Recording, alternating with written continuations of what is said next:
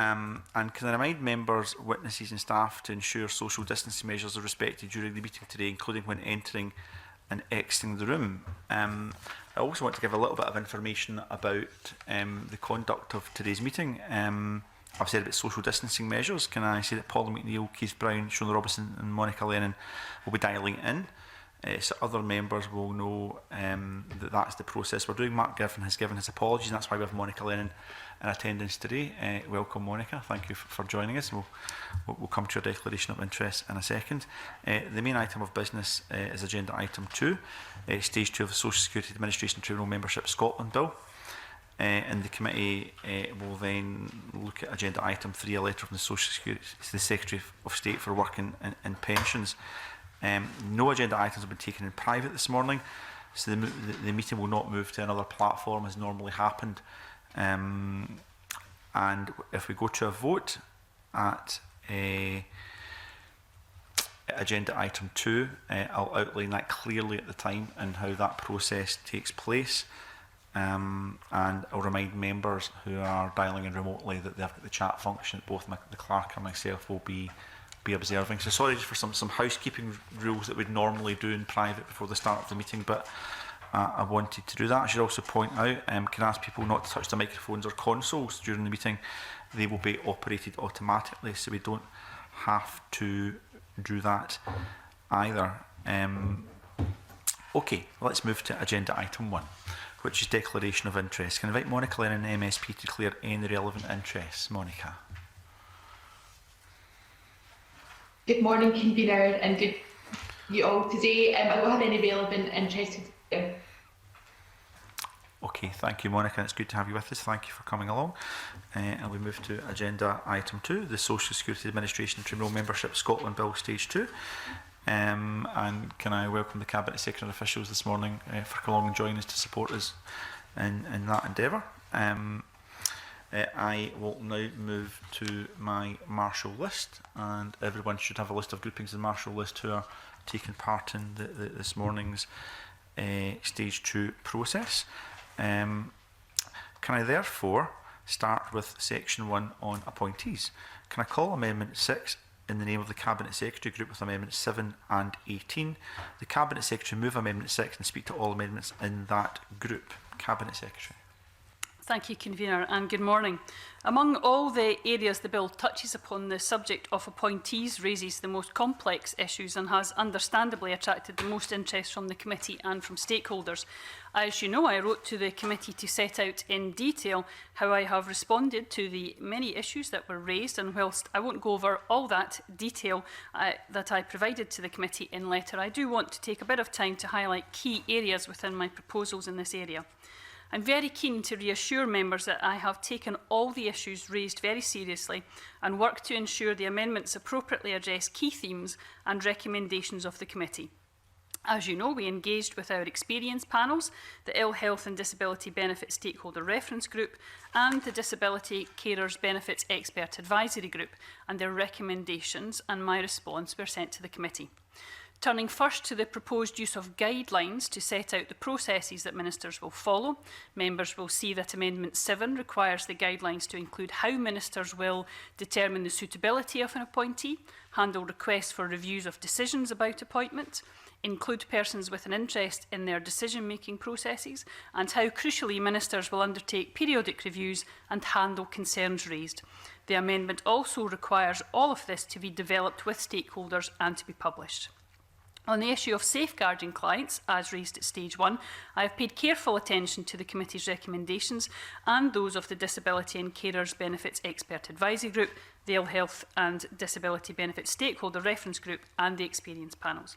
This has led to Amendment 7 setting out on the face of the bill and to be enshrined in law a set of safeguarding principles, including principles drawn from the UN Convention on the Rights of Persons with Disabilities. I hope members will agree that these are sound principles that will ensure that where an appointment is made, it is the most appropriate arrangement for that individual. Intervention on that point. Thank you. Yes, I would. I'm kind of in your hands. I would have given time for questions anyway. Oh, okay, sorry. We'll let maybe the Cabinet I'm happy to go the way I do wasn't sure what you want to do. Sorry. Do you want to maybe finish your comment, and there'll be time for you to come in. With questions, it's questions. If you think of this the same way you would at a stage 3 in the chamber, once the Cabinet Secretary has made her comment, you can make a bid to speak and make some observations and comments yourself. I think that might be a more appropriate way of doing it. It was just a question. It was a question rather than a statement. So maybe ask that question once the Cabinet Secretary's finished. Sure. Okay. Thank you, Convener. We have gone further by also proposing we set out on the face of the bill new specific duties for Scottish ministers relating to safeguarding. These are that ministers must have regard to the views, or in the case of people regarded as not having capacity, their wishes and feelings when deciding to make or terminate an appointment, as well as the views of other interested persons. There are new rights for a wide range of persons to request at any time that ministers review decisions about appointments. There is a significant new right for individuals who are dissatisfied with the outcome of a review of an appointment decision and to make an application to the First Tier Tribunal for a decision. Taking on board concerns raised by the committee in relation to the risk of coercion, there is a requirement for third-party certification process for appointees for adults with capacity. The third party will be acting in a professional capacity, providing an additional safeguard against coercive situations. Finally, there is a requirement for an appointee to have regard to any guidance issued by Scottish ministers about the way in which appointments should be carried out. Convener, I trust that all this serves to reassure members that we have addressed the committee's concerns and that I have done so after a thorough and careful consideration of significant stakeholder evidence gathered. I hope that members will therefore be able to support these amendments, and I move Amendment 6 in my name. Okay, thank you very much, Cabinet Secretary. I now, and clearly I'm going to Mr Belfor in first, but if any member would wish to contribute to this debate, could they please indicate just now or put in the chat box on the Blue Jeans format, and I'll take Mr Belfor in now. Thank you, Convener, and good morning, Cabinet Secretary. Very much welcome the amendments around appointees. Just looking for a bit of clarification of what is not there, and that is face-to-face interviews. On some of the evidence we took at committee, there was a feeling that, so there is no coercion, people might have to go to the agency or another group to have a face-to-face interview, so that that could be all kind of worked out rather than just doing it on paper. Just wondering why you've chosen not to go down that route of face-to-face interviews, and is that something you'd be looking maybe to just explain a bit more on? Thank you. Before I go to the Cabinet Secretary, we'll have a chance to kind of wind up in what's a very brief debate, obviously, Mr Belfor, she can address those points. Does anyone else wish to come in at this point?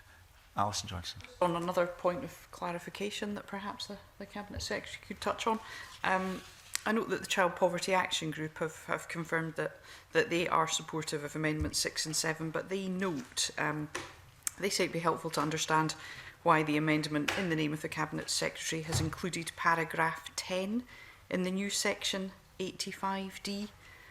They suggest it prevents an individual from appealing against a first-tier tribunal decision and would leave individuals with no option but to apply for judicial review, which obviously could prove very expensive. And they note that such appeals may, of course, be rare, but they will occur. So just be grateful for the government's view on that. Thank you. Are there any other contributions from members before we move to the Cabinet Secretary to wind up? Okay, there being no other contributions, Cabinet Secretary, can I ask you to sum up the debate? Thank you. Thank you. To respond to the points from the members, we did obviously consider face-to-face interviews, and I think what we need to bear in mind, and what DACPIAG has been very helpful with, is about setting up something which ensures that we are safeguarding clients, but we're not doing so in a way that becomes overly bureaucratic and time-consuming, because it may be, for example, that some of these decisions will be made around appointees regarding clients with a terminal illness, and we want that to be done safely, but we want it to be done in a quick manner as well. It's, I think, for the benefit of the client. So again, it's that balance of where to set these aspects. We have, of course, said, though, and DACBIAG have encouraged us to have a test and learn approach to that. I think we've got that balance right on this occasion about how we can deal with issues to do with adults with capacity on this issue. When it comes to the point that Alison Johnson brings up, we've been clear that rather than framing an application to a tribunal as an appeal, we think of the tribunal process as resolving a dispute in what is a sensitive administrative process. We chose the tribunal because we can ensure the panel is composed of individuals with relevant knowledge and experience to handle those matters. As has been reflected in DATBIAG's advice, these disputes are very rare and not like decisions about entitlement to benefit, which revolve around fairly detailed criteria. Of course, in the reserve system, decisions about appointments are purely administrative and discretionary. There is no dispute mechanism for appointments, and we've reflected on that and have already introduced 2 ways in which a person might raise an objection if they are not satisfied, and that's the reason that the amendments have been drafted in the way that they have. But in closing, Convener, I would just again like to thank the committee for their engagement and for the constructive discussions I've had with them over the summer, and for the recommendations that have been made. I'd like to pay particular thanks to the former committee member Graham Simpson for his engagement on this issue as well. The detailed engagement that we've had, I think, with members and with stakeholders has allowed us to resolve how we can best safeguard individuals and involve them in what is, of course, a crucial component of the social security system in Scotland. And I hope that members will feel they'll be able to support the amendments on that basis. Thank you very much, Cabinet Secretary. We'll therefore move to the vote. And the question is that Amendment 6 be agreed to. Are we all agreed? I'll just give a moment for look at the chat box format for those dialing in.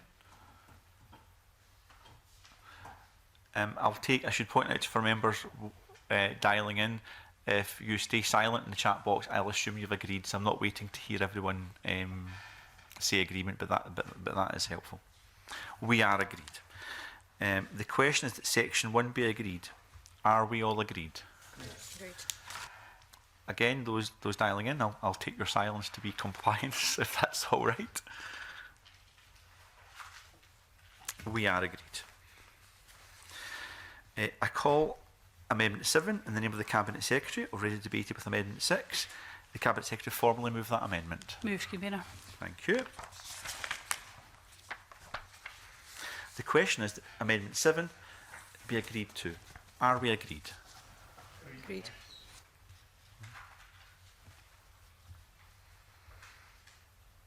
We are agreed. Thank you. We now move to determination of entitlement of assistance, and I call Amendment 22 in the name of Jeremy Belfor and a group of its own. Jeremy Belfor to move and speak to Amendment 22. Thank you, Convener.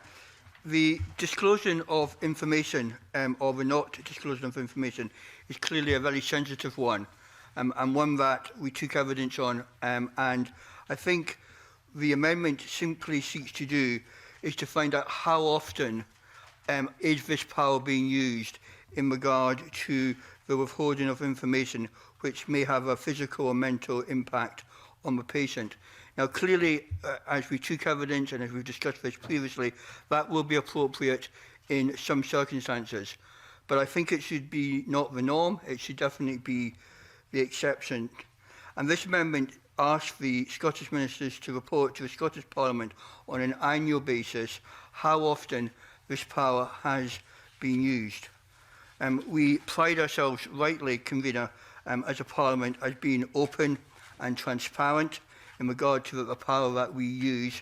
And I think this amendment simply makes sure that it is not being overused and that Scottish Government can show why that information is being used, obviously without any name of specifics, so that the Parliament can be satisfied that it's not being abused or being used without due course and thought. This amendment will ensure that there will be a monitoring on the use of the power in line with policy objectives, including highlighting the proportion of cases where the power is used where someone does not have a terminal illness. And again, a number of organisations, Citizens Advice, SAMH, have recognised that although this will be used predominantly in terminal illness, there will be other medical conditions that will be caught up in this. I think this is a way that helps us as a Parliament keep on top of what is going on and make sure that this power is not being used in an inappropriate way as we go forward. Thank you. Thank you very much, Mr Balfour. Can I ask if any other members wish to contribute to this debate? Tom Arthur. Thank you, Convener. The question I have for Mr Balfour, and perhaps he can clarify if I've misunderstood, but he has recognised that each occasion in which information is not disclosed is unique. However, as I understand his amendment, as the way it's drafted, his analysis would be quantitative. He would be looking to make a judgment on whether whether a disclosure was not being given was appropriate solely based on the number within a calendar year. But it's not qualitative, because that would be to go and reveal the information of each particular set of circumstances. So the purpose of the amendment, as I understand it, would be to determine whether the power to not disclose has been used appropriate, but we could only know if it was not being used appropriate if we knew the case for each individual circumstance. But this amendment wouldn't give information on each individual circumstance. It would just give the number of instances, which would only be quantitative, not qualitative. So can I ask how he believes that his amendment would give effect to the policy objective that he has outlined? Okay, now I believe the member, looking at McClark, will have the opportunity to sum up Mr Balfour at the end of this, so Mr Balfour can come back to that. Are there any other members who wish to speak? Alison Johnson. Yes, thank you, Convener. I would just like to understand if Mr Balfour has undergone any consultation with any other organisations that we may have expected to hear from on this issue, any of the other notable clinical organisations that we're in regular touch with, for example, the BMA, the Royal College of GPs and so on and so forth. And I'd also like to understand if there's been any consideration given to the fact that if there were a very small number, is there any potential that might lead to the identification of those individuals? Thank you. Okay, I'd now like to bring in our Deputy Convener, Polly McNeill. Thank you very much, Convener. And thanks, Jeremy, for bringing the issue to the committee at stage 2. I do agree with the sentiment behind it, that you would want to know that a decision that was arrived at where information was not disclosed was being used in accordance with the guidelines. But my question is whether or not it's something which could be useful for the Parliament. You don't need, as Tom Arthur says, you can only see the number of times it was used. I'm not convinced it's the type of information that should be presented to the Parliament, and I'm happy to for Jeremy Balfour to come back to me on this. Since it's clinicians that are making the decisions, it does, on the face of it, it seems to be a wee bit out of step with parliamentary reports that we do at the moment. So we have parliamentary annual reports on child poverty, domestic violence, and I wondered if there was any precedence for presenting a report to Parliament on an annual basis about the number of times a particular power has been used. I do recall it seems like many decades ago that we used to publish the number of times that a warrant was issued by ministers, but time has moved on since those days. But that would tell you whether, it would simply tell you the numbers, but not why ministers had issued warrants. So I suppose I'm kind of open-minded on it, but I just would like to hear from Jeremy back to those points, and also I'm interested to hear what the Minister had to say about it. Thank you very much. Okay, does any other member wish to speak before I bring in the Cabinet Secretary? Okay, Cabinet Secretary. Thanks, Convener. I absolutely understand Mr Balfour's interest in these provisions, given Social Security Scotland's ethos of transparency and open communication, which he indeed referred to in his opening remarks. That's why the test that must be met is set at a very high bar, and there must be no unintended consequences from any changes. It's already the case that Social Security Scotland may only withhold information from a client when a registered medical practitioner or registered nurse has used their clinical judgment to determine that it would cause them serious physical or mental harm. I'm happy to make a commitment now to report annually on how often these provisions have been used in relation to both the applications for standard disability assistance and also applications for disability assistance on the grounds of terminal illness.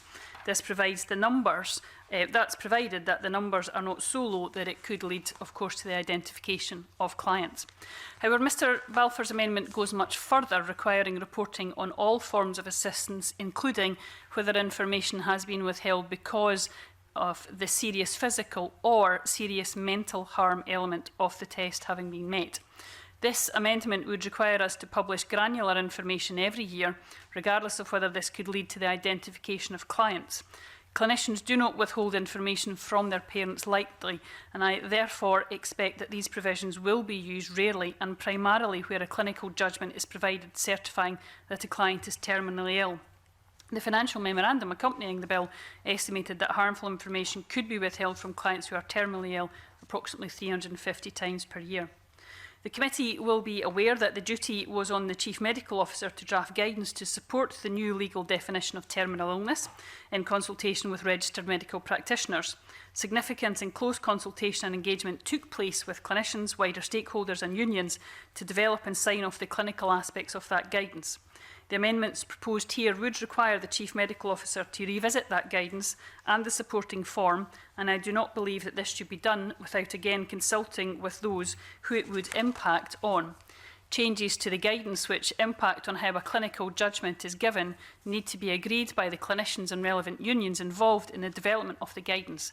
I am happy to explore this with them, but that will understandably take some time, and of course it does not automatically mean that there would be agreement on this issue.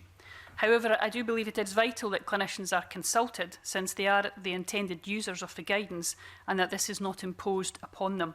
I would therefore urge Mr Belfor that he does not press Amendment 22, and if pressed, that the committee vote against this amendment. Okay, thank you, Cabinet Secretary. I now move to Jeremy Balfour. You get the opportunity to wind up, reflecting some of those comments, and you, of course, to press or withdraw. Mr Balfour. Thank you, Convener. I think this has been a helpful debate, and I welcome the contributions by the members and by the Cabinet Secretary.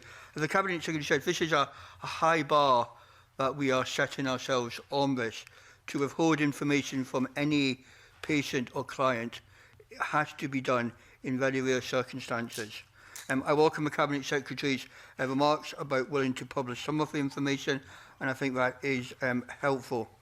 Turning to Mr Arthur, I do accept that it is purely a number that we would get, but as we're all aware, we are setting legislation not just for the next 2 or 3 years, but probably for a decade and beyond. And I think the concern would be that if the number started to increase, then at that point, perhaps this committee or another committee would then want to maybe do a deep dive into that and get more information around that. So there's really a warning system for the Parliament and for this committee that if the numbers grew over a number of years, then they could at that point do that. Alison Johnson again made some helpful comments. I haven't consulted with the wider medical profession on the presumption that this would have to, if this went ahead, there would have to be consultation with them. And to some extent, we as a Parliament need to have this information, and I think it is important to have. Having said that, Convener, I would like to reflect on further on the comments made by the Cabinet Secretary and by members this morning, and with your permission, I won't move this motion at this amendment at this stage. Okay, thank you, Mr Balfour, for that. So, Amendment 22 has been withdrawn, so we don't need to pose that question now. So we now move to the question that Section 2 be agreed. Are we all agreed? Okay. Just anyone looking in, the time delay is just to give the opportunity of anyone in the chat box dialling in to object to the side 2, which they have not done. The question is that Section 3 be agreed to. Are we all agreed? Agreed.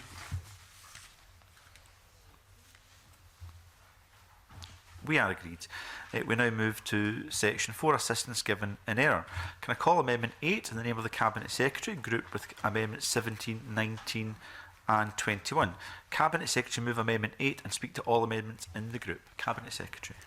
Thank you. I'd like to record my thanks to Jeremy Belfor for having highlighted the opportunity we have with the bill to reaffirm our commitment to moving areas of competence and jurisdiction that the Sheriff Court currently has to the First Tier Tribunal in relation to the recovery of money owed. I do recognise the principles at stake and the sincerity with which Mr Belfor raised these issues, and I'm grateful to him for his constructive engagement on this issue. It has allowed the crafting of a Scottish Government amendment which demonstrates that commitment, whilst also allowing a consultative and considered approach to ensure that transfer is effected appropriately and guards against any unintended consequences. It has always been the Scottish Government's intention to transfer some or all of the competence and jurisdiction in relation to the recovery of overpayment from the Sheriff Court to the First Tier Tribunal, and I agree with Mr Belfor that the bill is an opportunity to achieve that. Importantly, we must recognise that those stakeholders who deal with these matters on a daily basis must be consulted with to ensure the system we implement works for the clients involved and those who will administrate it. Therefore, if members agree with the approach we have set out in these amendments, we will formally seek stakeholders' views to guide the approach, and the bill sets out that this will be done before early next year. I hope that the inclusion of a firm date for the required consultation being placed on the bill shows that this is a priority area for us. Amendment 17 therefore places a duty upon Scottish Government ministers to make regulations affecting the transfer of jurisdiction, places an obligation to undertake consultation on the matter before 1st April 2021, and ensures that key stakeholders are appropriately engaged to guide the correct outcome. These amendments avoid affecting the transfer on the face of the bill and instead provide for this to be done through regulations. This will provide flexibility needed around how and to what degree competence and jurisdiction should be transferred. And of course, we won't know the answers to that until we consult with key stakeholders, including the Lord President of the Court of Session and the President of the Tribunal Service and others.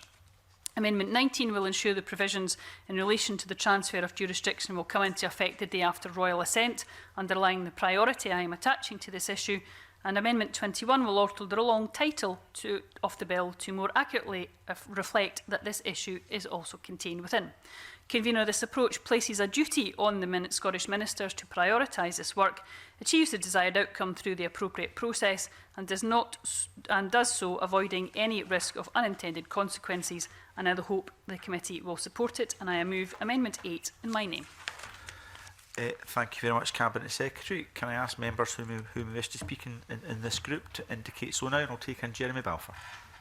Thank you, Committee. Just very briefly, just to thank the Cabinet Secretary for these amendments.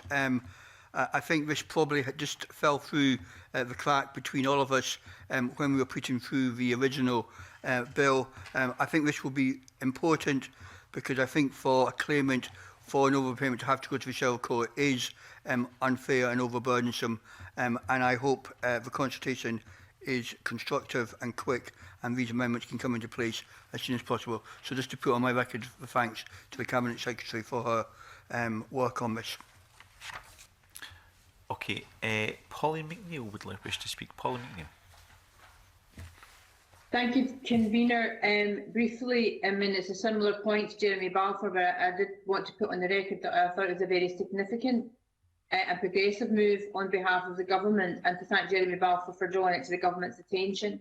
I said already, it's very significant that those who may be subject of an overpayment and are able to appear in probably what is seen as a more appropriate forum, particularly in the city I represent of Glasgow. The Sheriff Court is very daunting. Not that it shouldn't be daunting, I suppose, if you're appearing before an administrative tribunal, but I do think it's more practical and appropriate to the issue concerned. And I just want to thank everybody involved. Thank you, Convener.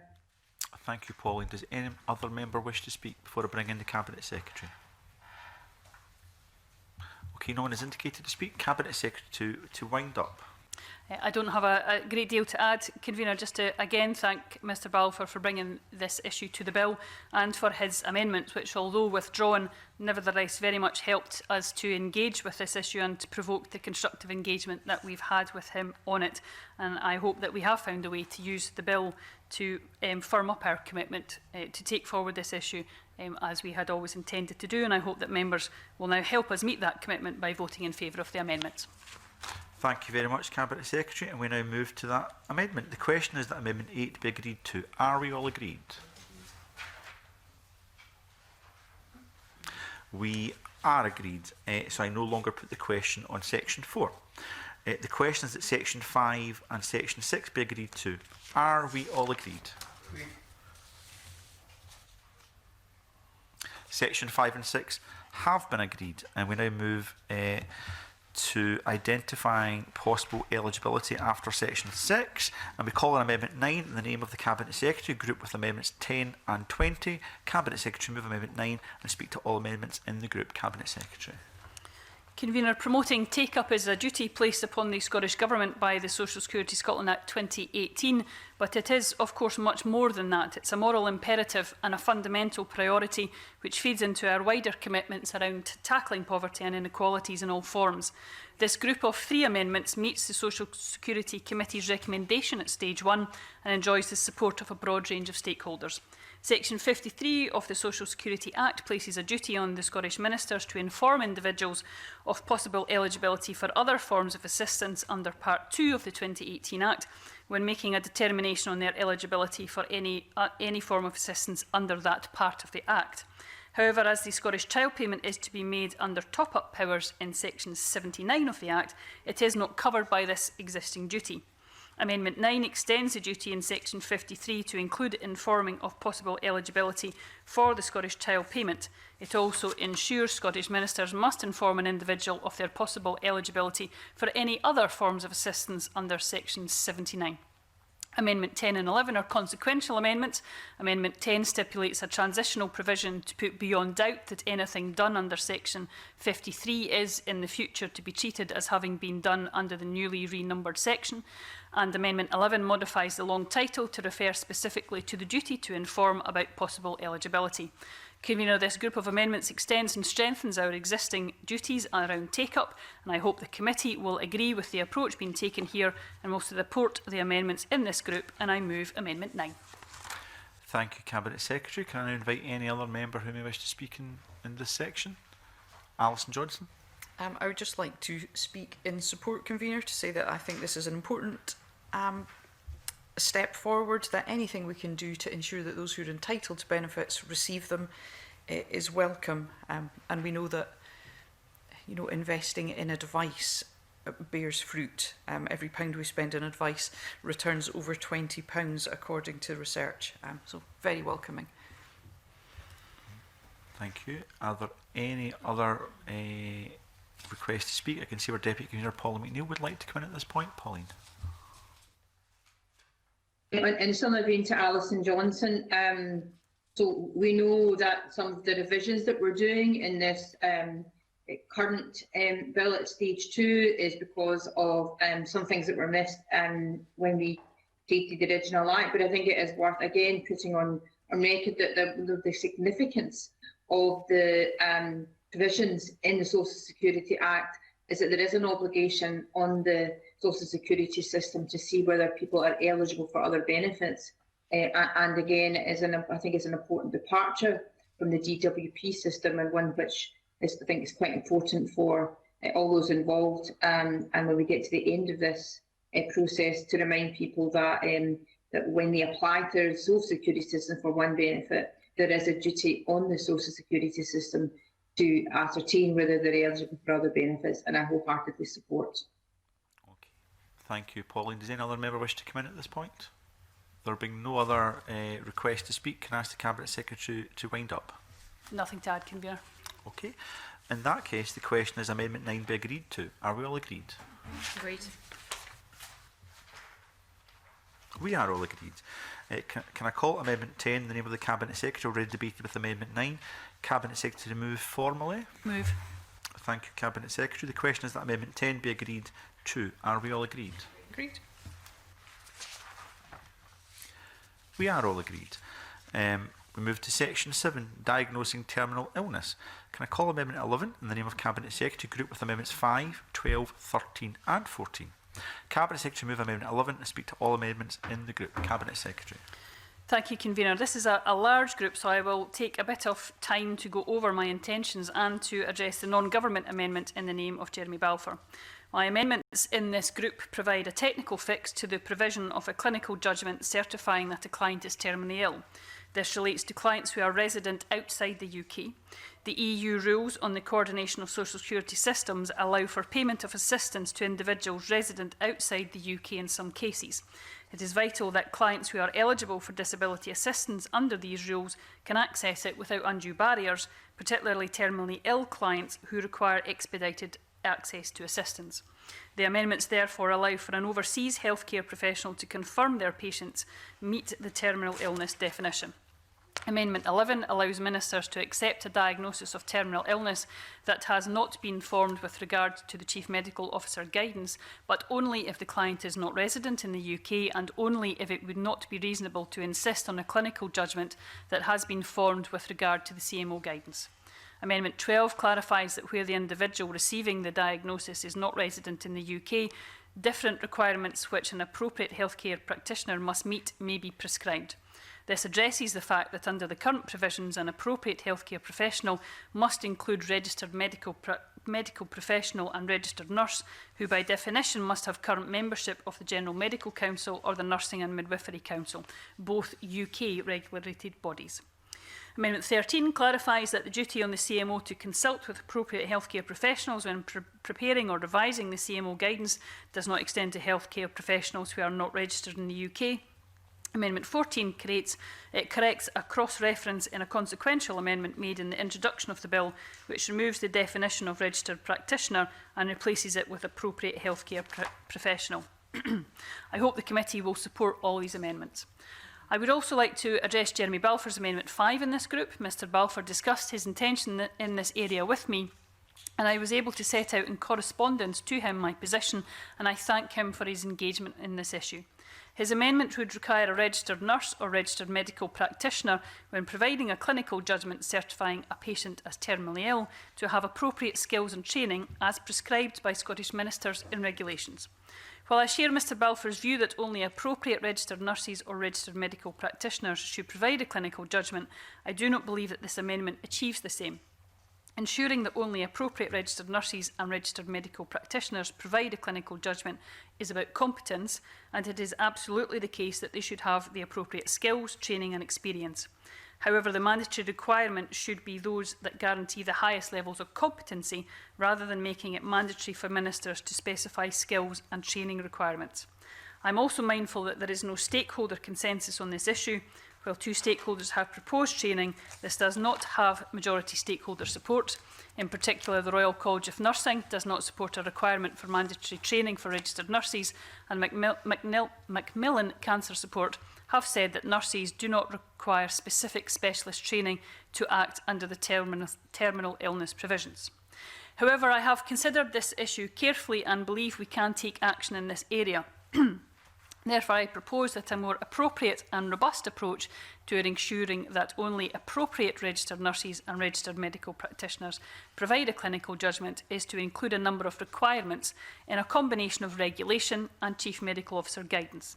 The requirements I propose have been agreed in consultation with stakeholders, the CMO and the Chief Nursing Officer, and they are that the registered medical practitioner or nurse meets the following 5 criteria: has appropriate skills, knowledge and experience to carry out clinical judgment, is involved in the diagnosis or care of the patient, is acting in a professional capacity, works in accordance with clinical governance framework, and meets the requirements or contractual obligations of their employer. It is important that where we include criteria and regulations, Social Security Scotland is able to verify that the registered medical practitioner or registered nurse meet those criteria.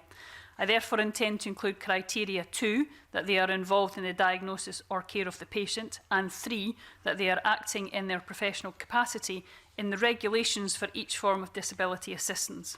The remaining criteria are governed by employers and registration requirements. For these reasons, they should not be included in the Chief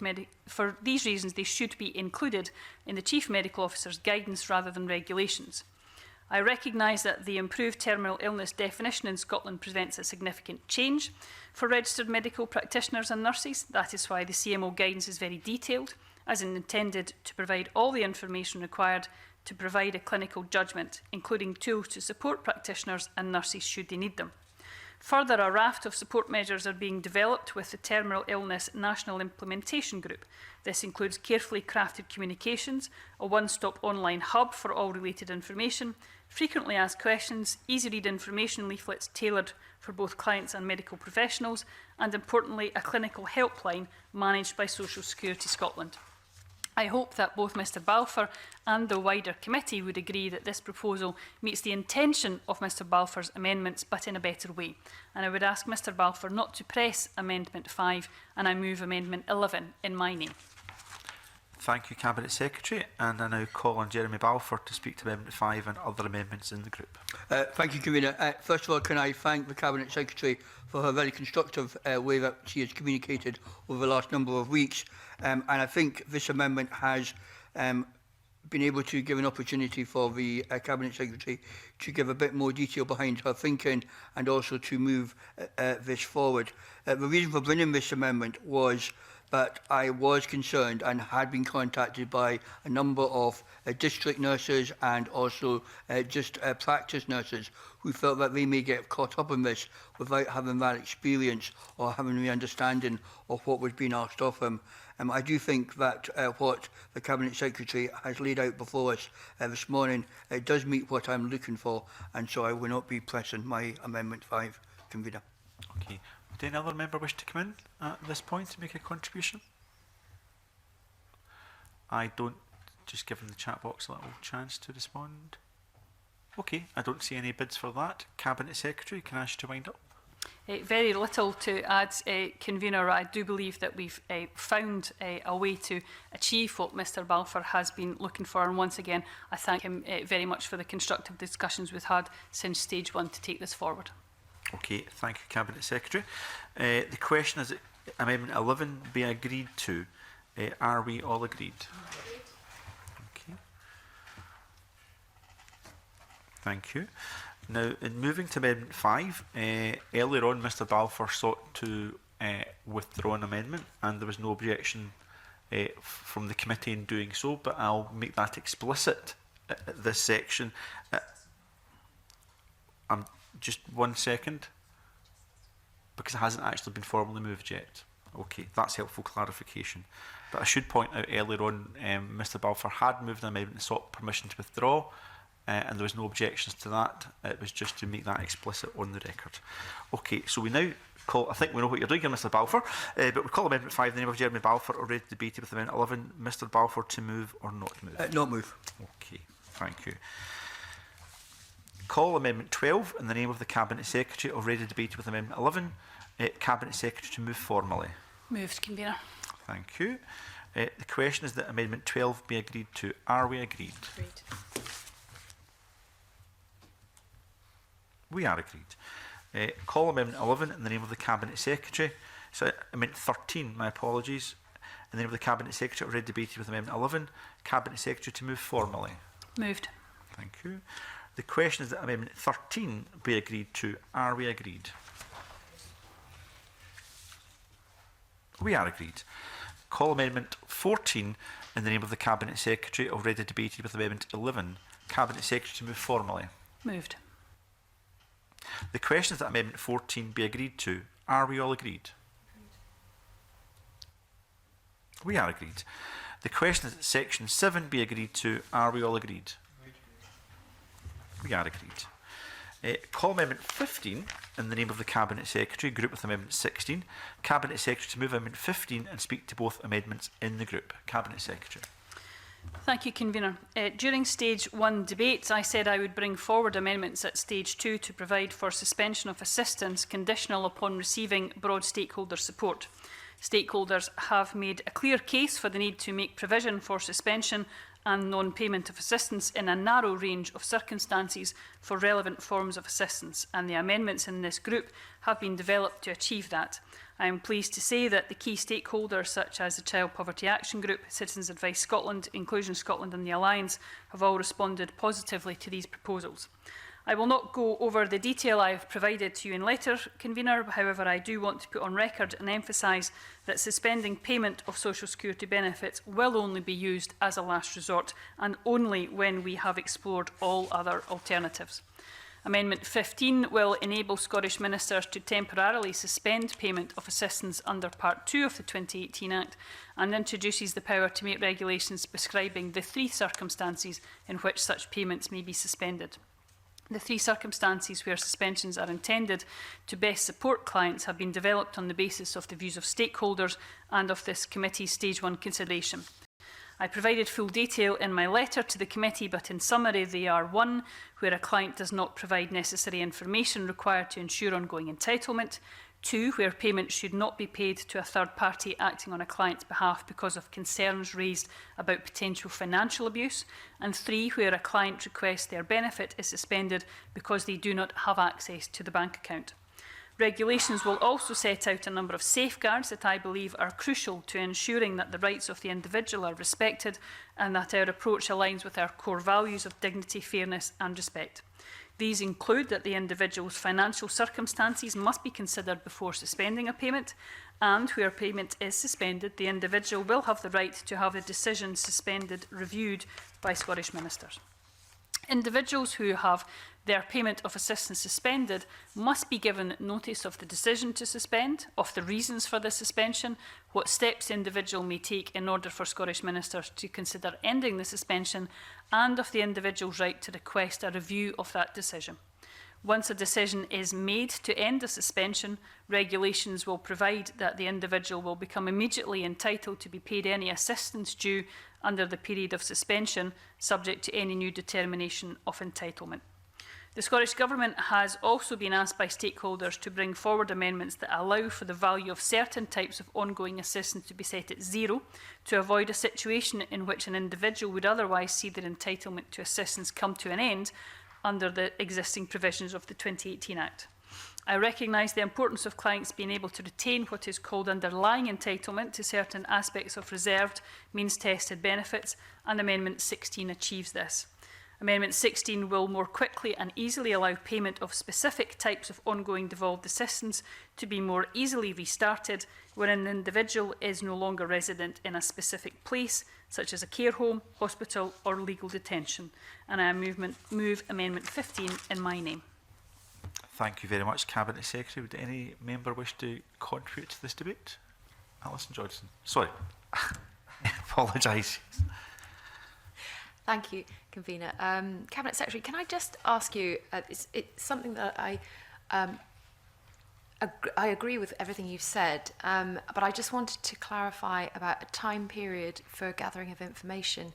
It is in the discretion of the Scottish ministers to set a time period, and I know that that relates to Section 54 of the Social Security Scotland Act. However, in this specific circumstance, the DWP do set a time limit of a sort of blanket period of around about 14 days. I wondered if it's something that you had considered, or if you hadn't, perhaps it's something that you might consider. Okay, Rachel, I'm sorry for my absolute memory blank there and trying to bring Alison Johnson. I suppose I should check out of manners and courtesy. Alison, would you like to come in this debate? Not at the moment, Convener. Thank you. Does anyone else wish to come in at this point? Okay. There have been no other contributions. Can I ask the Cabinet Secretary to wind up? Thank you, Convener. I'll first address the point which Rachel Hamilton made.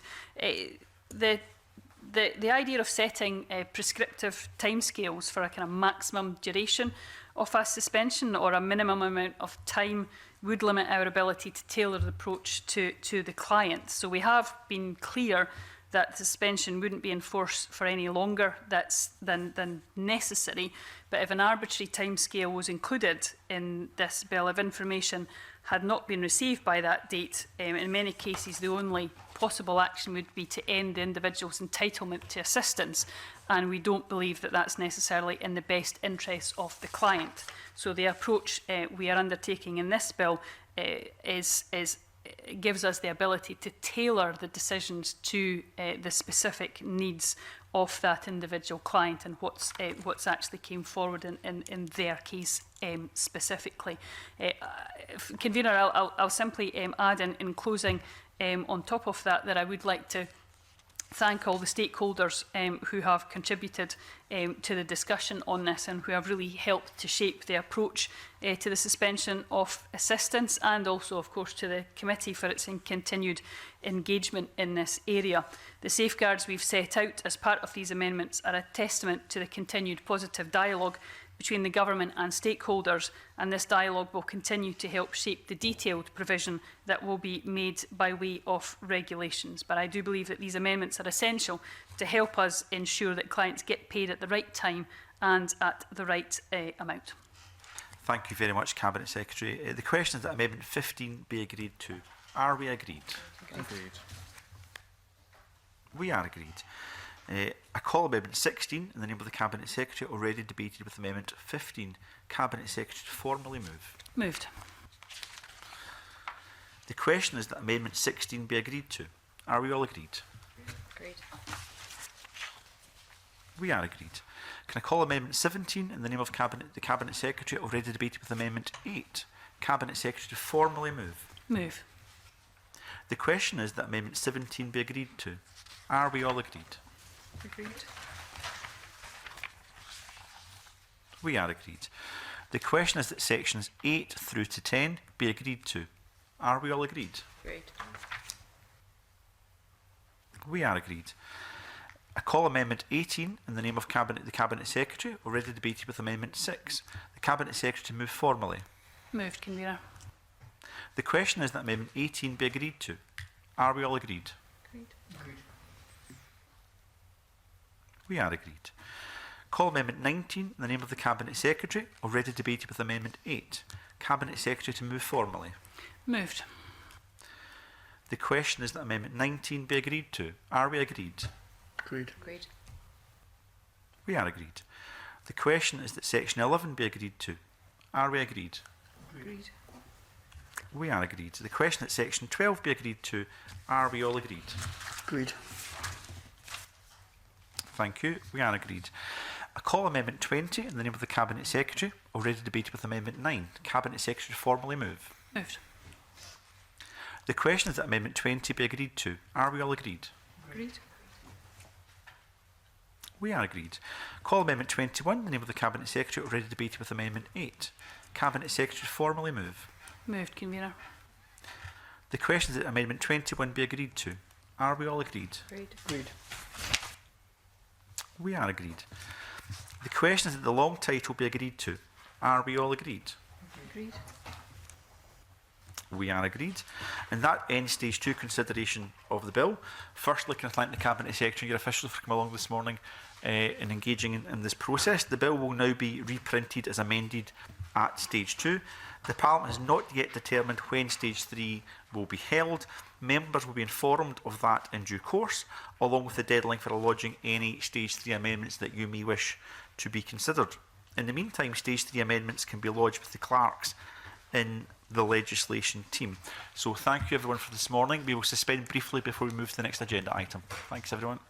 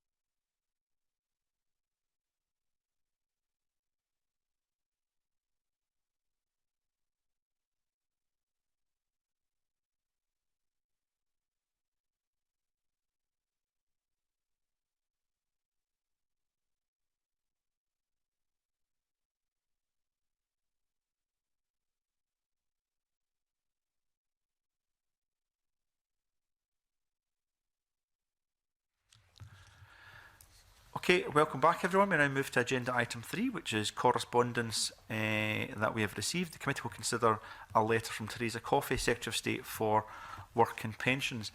At the work programme discussion on the 20th of August for this committee, the committee agreed to write to the Secretary of State for Work and Pensions to again invite her to attend a meeting of the Social Security Committee. The clerks have helpfully prepared a brief timeline for me to put on the record before I ask members to comment on that response. The timeline of invitations to Ms Coffey are September 2019. We first issued an invitation. In October 2019, I had a telephone call with the Secretary of State and repeated that invitation. I should put on the record as well that was a very positive and constructive conversation that I had in October 2019. However, in January and March 2020, that invitation was again repeated in correspondence in relation to other matters. In June 2020, that invitation was repeated and again in August 2020. I should point out also the timeline of trying to get a relevant Minister or Secretary of State to appear at this committee goes back pretty much a couple of years and predates September 2019 when we first asked the Secretary of State to attend the committee. I think it's reasonable to say the committee has been disappointed, perplexed and frustrated at the lack of engagement. I think that's me being diplomatic when I say that. We have now had a response. I will reflect on that response, but I'll reflect on that response after I hear the comments from committee members. So the members are invited to consider the response received on the 1st of September. Once that discussion has concluded, we'll agree whether there's any actions we wish to take, and we'll then close the meeting. That's the last item of business that we have. I've already got one request to speak from Shona Robinson, MSP, so we'll take Shona in first, and those in the room please indicate as they are doing, and those online also please indicate. So Shona Robinson. Thanks, Convener. I've just been rereading the letter, well, a few things about it. The first paragraph of it, while factual around which ministers are accountable to which parliament, the tone of that is quite extraordinary. I mean, Scottish ministers quite regularly have been down to the UK Parliament giving evidence without ever, as I recall, saying, well, you know, we only are accountable to the Scottish Parliament, and therefore, you know, there is no requirement for ministers to appear in another place. So I think the tone of that is rather unfortunate. However, it's then the idea that it's really for officials to come and appear before the committee, and I think that is very much a step back from where we had hoped to get to with our repeated requests for a minister to come and give evidence. I mean, we've had officials from the DWP before who have actually been very good, and particularly on operational matters, but it would be very unfair to ask officials to come and talk about policy decisions that are ultimately ministerial decisions. That's the whole point in having a minister at the committee. So I would not be content to let it go at this, because I think it would set a very bad precedence that a Secretary of State can basically turn around and say, well, you can have officials and we'll identify the best suited person to attend committee. I think it's very disrespectful. It would set a bad precedence, and I think we should not allow that to stand, and we should go back saying, you know, if we wanted officials, we would ask for officials. If we want a minister who is ultimately accountable for the policy decisions, then that's why we've asked for a minister or a Secretary of State to attend. So, yeah, I hopefully gives a flavour of my view on the letter. Thank you very much, Shona. I'll take Jeremy Belfor. Thank you. I expect this feels a bit like an English hire exam, that you get a letter and you have to interpret what the letter says, and you all get marked on what you come up with. Because I have to take a slightly different interpretation from Shona Robertson in regard to the last paragraph. And I think the last paragraph is the key one. And I think what I read that as saying is it is up to us to go back to the department to say, what do we want to discuss with them, and then they will decide which is the appropriate minister that will come to give that evidence. So clearly, if we're talking about disability, that would be a certain minister. If we were talking about universal credit, that would perhaps be a different minister. And so I think the ball is back in our court on this. I think we as a committee need to work out what are we wanting to discuss with the UK government on. Is it a general just sweep through, or is it our specific areas? And then we go back and ask the Secretary of State to identify the appropriate individual to give that evidence. So I think it just comes down to interpretation, Miss. But my interpretation is that they're not saying it's just officials. They're saying, tell us what you want to discuss, and we will then work out who that appropriate individual is. Thank you, Mr Balfour. Rachel Hamilton. Well, I suppose, Convener, I come into this without any baggage, looking at it from a fresh perspective, and only the letter that I have in front of me. And the third paragraph states categorically that Theresa Kofi is more than happy to discuss matters on particular issues that the committee identify on a bilateral basis, and has also offered her officials to come along too. So I'm in a position where I'm not quite sure what everyone's getting their knickers in a twist about. Okay, I'll reserve my comments until I hear the wider views of the committee. Thank you very much, Rachel, for that. Pauline McNeill. Thank you, Convener. Yeah, I mean, firstly, I agree with the concept that I think Shona Robertson is outlining, that we wouldn't want to retreat from our position, that there are occasions where we should hear from the Minister, and we've been trying to bring that about. And then Jeremy's slightly different interpretation of the letter, and I guess Rachel Hamilton's saying the same, that their interpretation is that that it doesn't disbar a Minister for appearing before us, but what she's offering is that, I'm not sure what's meant by a bilateral basis, and she's also suggesting that her officials would come too. So my view is, if that is the interpretation that the committee are willing to or accept, we should still write back and say, thank you very much for your letter. So just so that we've got this right, you're saying that you would be happy to meet us on a bilateral basis, which, given the importance of the split responsibilities between Westminster and the Scottish Parliament, it would be appropriate to set that up. But we would also welcome a wider discussion with your officials, because I do think that would be helpful to get the officials' view on the record as well. And if that's the case, then that's what I would support, Convener. Okay, thank you very much, Pauline. Keith Brown.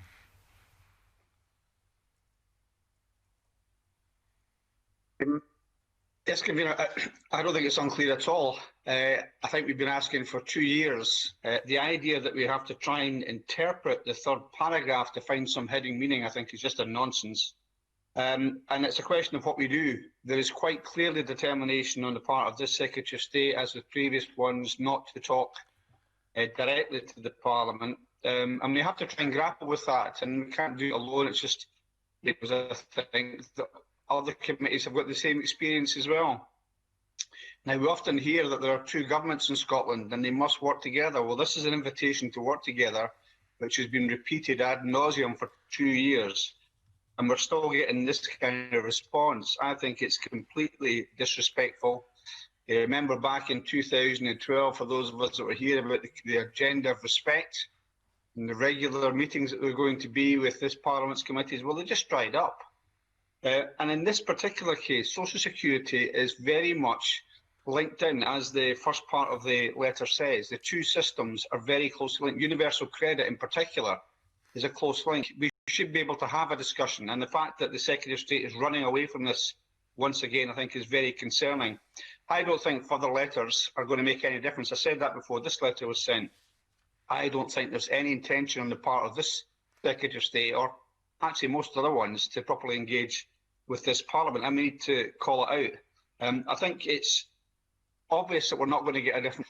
In my view, I'm not entirely sure. I know this is the problem that you're wrestling with, Convener, as to what we do next. But I do think that the new Cabinet Secretary, I forget the chap's name now, that's taken over Mark Sedwill, should be asked to come and explain the UK Government's position. Is it going to be the case you're going to completely disengage from the Scottish Parliament? And actually, whatever our party colours, as members of the Scottish Parliament, we should all be concerned about this.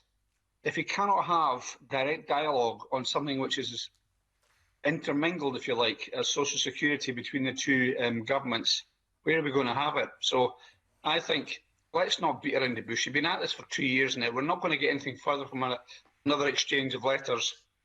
And the very idea that after 2 years of exchanging letters, having to try and come down to the possible interpretations of the third para, it's just a nonsense. I think we have to try and, as best we can, bring this to a head. And we should also report our experience within the Parliament, within the Scottish Parliament, to whether it's a committee of conveners, to see if they have the same experience, because I understand that they are having that experience, so we can try and do something about this as a Parliament. Thank you, Mr Brown. Are there any other comments? I've got a feeling most members will want to put their thoughts on the record, or to Alison Johnson and then Tom Arthur. Yes, Convener, I think it's fair to say we've had similar discussions in this committee on several occasions. I suppose paragraph 2 would suggest, well, paragraph 2 points out that the Secretary of State has been happy for her officials to appear before the committee where a DWP perspective is helpful. And paragraph 3 notes that she remains happy to identify the best suited person to attend committees. Now, that may or may not be an official or a minister.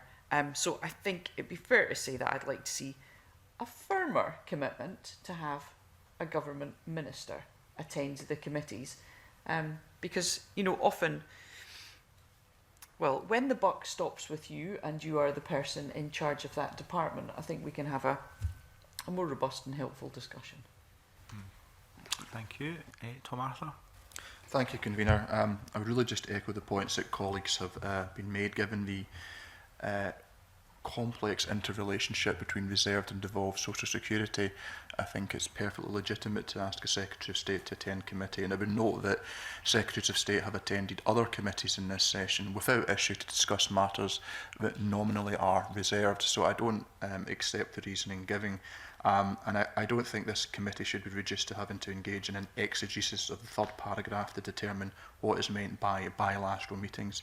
I think it's disrespectful, it smacks of contempt, and it's completely and utterly unacceptable.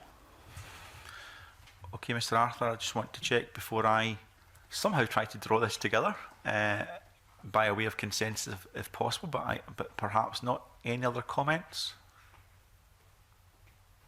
Okay.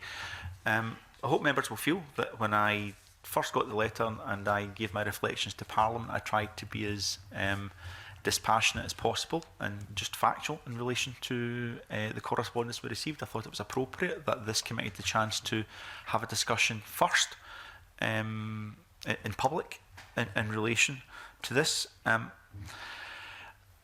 think it's clear there's at the very least a majority, if not everyone in the committee, have got significant concerns in relation to this. They may be slightly different concerns, but the concerns exist right across all parties, I would hope, hence why the original letter was drafted as it was. The first paragraph, I would say, totally ignores the shared space and interconnectivity between the Scottish and UK social security systems. The only point where it references it is towards the end of that paragraph, where it talks about the UK government and the Scottish government working well together.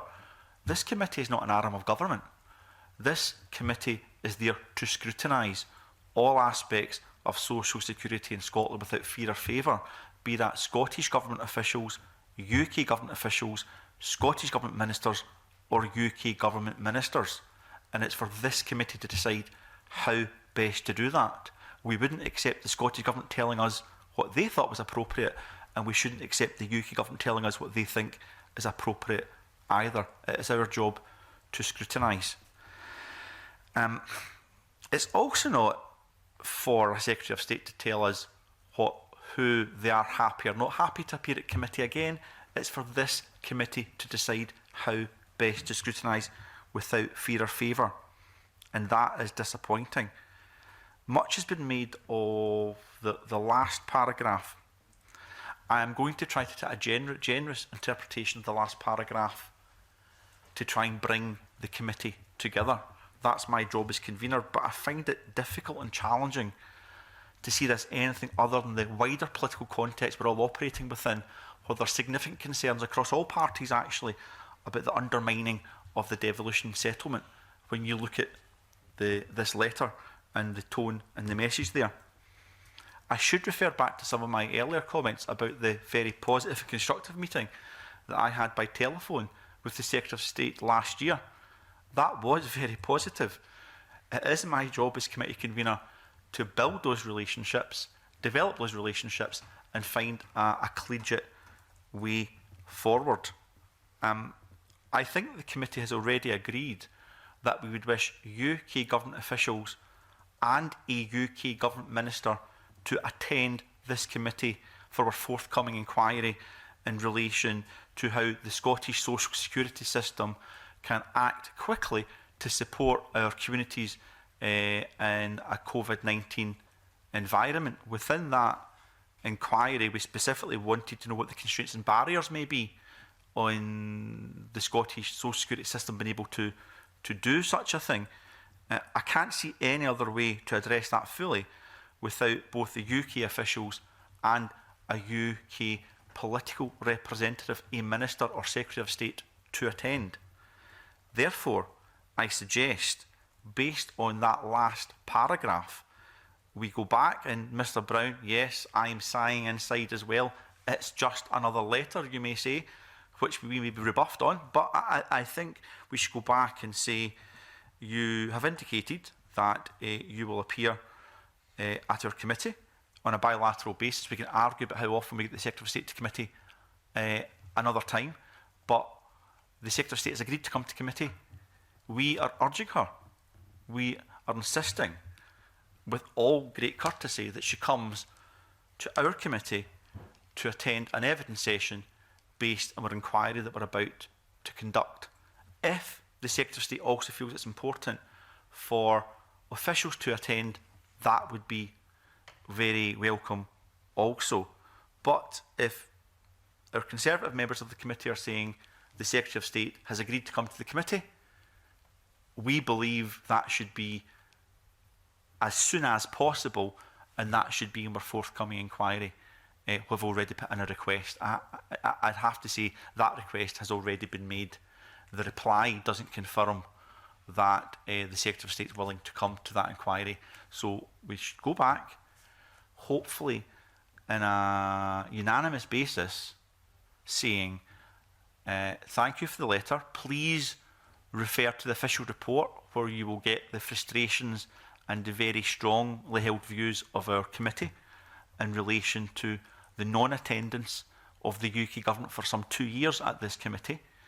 But if we can unanimously agree that we think the next appropriate time for the Secretary of State to attend this committee is in our forthcoming inquiry, I hope we can agree that unanimously and we write back on that basis. So that would be my suggestion. I've got a second point in relation to this committee writing, or myself writing on behalf of this committee, the conveners group, to ask about experiences in other committees and trying to get UK government ministers to attend their committees to allow them to get on with the scrutiny that those committees have to conduct. So I suppose those are the two requests I'm making of our committee members on a cross-party and hopefully unanimous basis.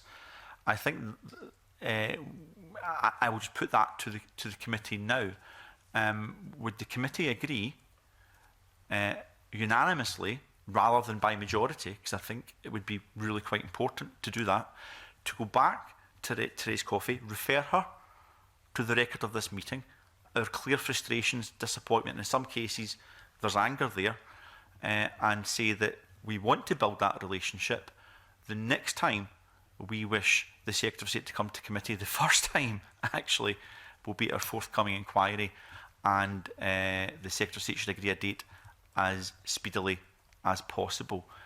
Would I have agreement of the committee to proceed on that basis?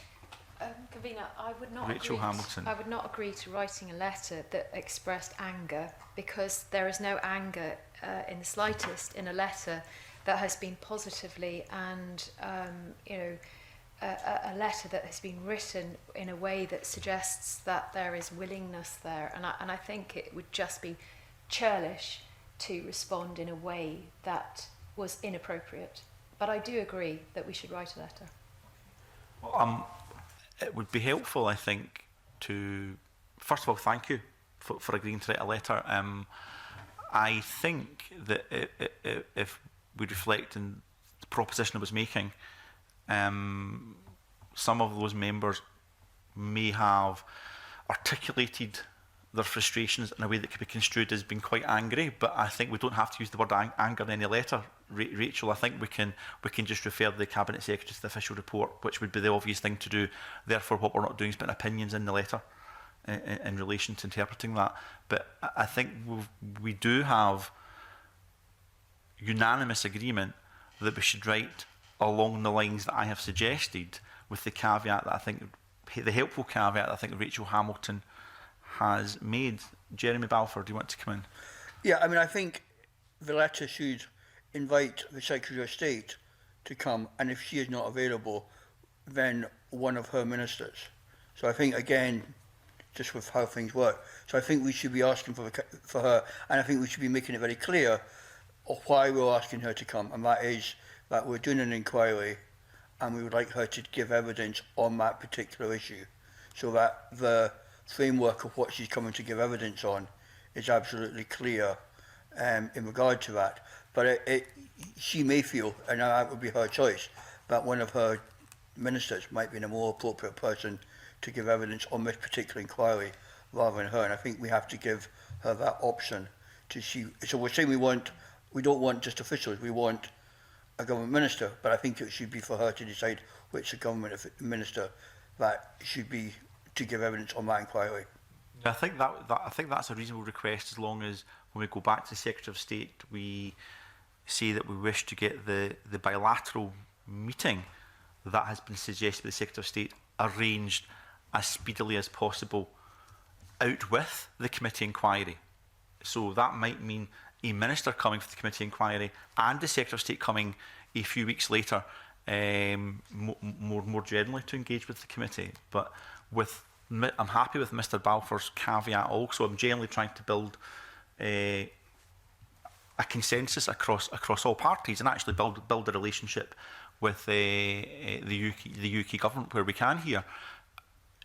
I'm looking at members just now. Before I see Mr. Brown wants in, just because Mr. Brown might want to respond to your suggestion, Mr. Balfour, do you want to add anything to that before I go to Mr. Brown? Yeah, I just think there are two then separate issues then. You know, I think we've got to be careful we don't muddy the waters here. There's two different things we're asking. We're asking for a general meeting, presumably to talk about everything with the Secretary of State. And that's your one meeting. And your second meeting is the specific inquiry that we're looking at. And those are two different issues, and I think we just have to make sure that they are clearly articulated, that they are separate issues. I think I agree with you. Our clerking team are sitting taking notes on this, and I don't doubt that will be reflected in any letter. And actually, Mr. Balfour, your call is not for potentially one appearance of a UK government minister, but two appearances of two UK government ministers, which would certainly be welcome after 2 years without any. Absolutely. Mr. Brown? Can I maybe just ask the clerks if it's possible for them to give a wee kind of account of the various requests which have been made over the last couple of years, the list of secretaries of and what the purpose is. A reminder would be useful to me. And if we are to go through what I believe to be the futile exercise of writing again, then so be it. Worth remembering, I think it was the same day that you received, Convener, the response or non-response from the Secretary of State. She actually appeared in Glasgow talking to groups there. And of course, the invitation to come has not been to say you must physically come. It's been possible to conduct this remotely, which I think makes the uncooperative responses even more inexplicable. But I think the background to this is pretty clear. As you said, Convener, we're now in the grip of this pandemic, possibly a second wave. We've got unprecedented pressure on the social security systems, both at Westminster and here, and we can't have a direct discussion. I don't think it's going to make any difference. I think the die has been set. As Graham Simpson often called me, Keith Compromise Brown, if that's what the committee want to do, to have a further go at a letter, despite my misgivings, then of course I'll go along with that. Thank you, Mr. Brown. Before I draw this item to a close, are there any other comments? Yes, and I'm so sorry, but could I have a list of what you've actually asked of the subjects that you'd like to speak with the, because obviously I don't, if the clerks could provide that, that would be really helpful. I think yeah, absolutely, Rachel. I think Mr. Brown was making the same request. I think the information was circulated previously. Obviously, you wouldn't have access to that, Rachel, but it's been circulated previously, so it'd be quite good to get all that documented.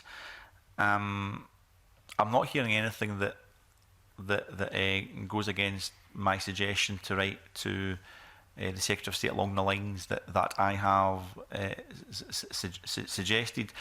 Just say, Mr. Brown, as you may suspect, I agree with comments you're making, but it's my job as committee convener to protect the position of this committee, to constantly, professionally and with dignity, to contact the UK government and continue to try and build those relations.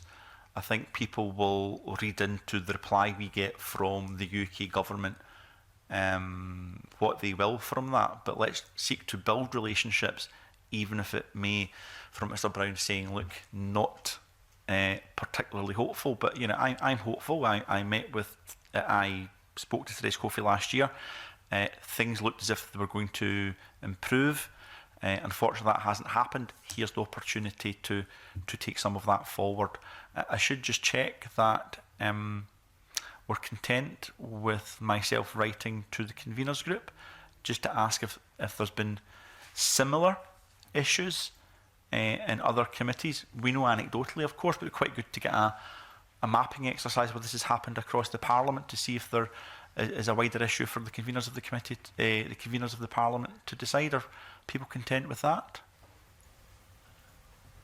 Okay, I think they are. Just bear with me 1 second. Oh, Monica, I'm sorry, I had stopped looking at the chat box in the online platform. Monica Lennon, MSP. Thank you, Convener. I've been sitting quite quietly today because, after all, I'm a substitute member of the committee and I haven't been aware of all the backgrounds. I have to say, when I saw the letter in my committee papers last night, without knowing the background, the letter seemed polite.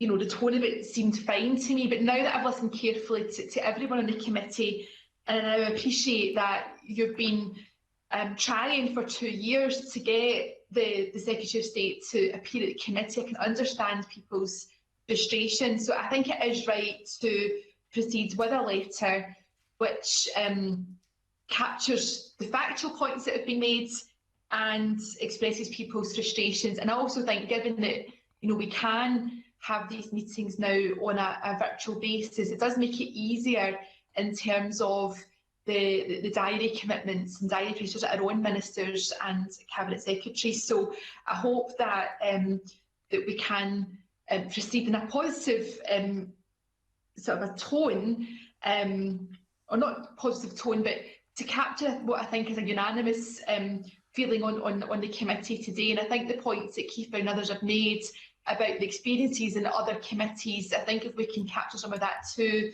that would strengthen our hand. But I think in the interest of transparency, it's important that we do put a further letter down to the Secretary of State. And I'm just sad to hear that so much time has been taken up today discussing this point, when really we should be working cross-party and across parliaments to do what's best for the people of this country. And I hope we can get some resolution on this quite quickly. Thank you very much, Monica Lennon. I think we've got agreement on how we're taking this forward. So on that basis, I think that's us finished in relation to our agenda items today. Can I thank you for your forbearance in relation to the extensive discussion on agenda item 3 and for your efforts on agenda item 2. And just before I close the meeting, I will, they always say never do this, read out a note that you haven't read yourself first that the clerk has just handed you. So I'm letting members know next week the meeting will be, I did know this actually, the meeting will be entirely virtual, so it won't be a hybrid meeting next week. Okay, and the purpose of the meeting is a stakeholder session on the Scottish Child Payment where we're doing ongoing scrutiny. Thanks to the clerks for passing that to me to allow you to update all of you that. So with that, thank you for your efforts this morning, and we'll close the meeting.